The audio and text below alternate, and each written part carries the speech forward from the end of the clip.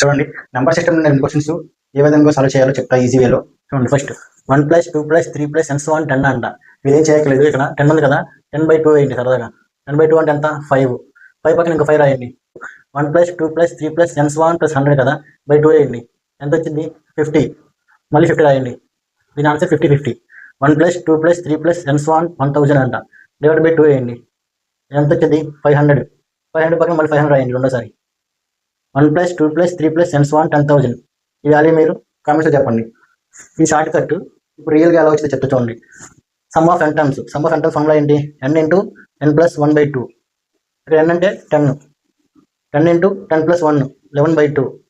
2 1s 2 5s 5 11s అంతా 55. మనకు వచ్చింది లేదా? ఇది చూడండి సెకండ్ది. n = 100 కదా, n × n + 1/2. n అంటే అంత 100. 100 × n + 1 100 + 1 101/2. 2 1s 2 50s. 50 × 101 ఎంత? 50, 50. ఈ ఫార్ములా యూజ్ చేయకుండా మామూలుగా ఇలాగే ఎండింగ్ టెన్స్ వస్తే /2 వేసుకొని ఎంత నెంబర్ ఇస్తే ఆ నెంబర్ పక్కన ఇంకో నెంబర్ రాసేయండి, సేమ్ నెంబర్. వీడియోని సెలెక్ట్ చేయండి, మీ ఫ్రెండ్స్ షేర్ చేయండి. Thank you.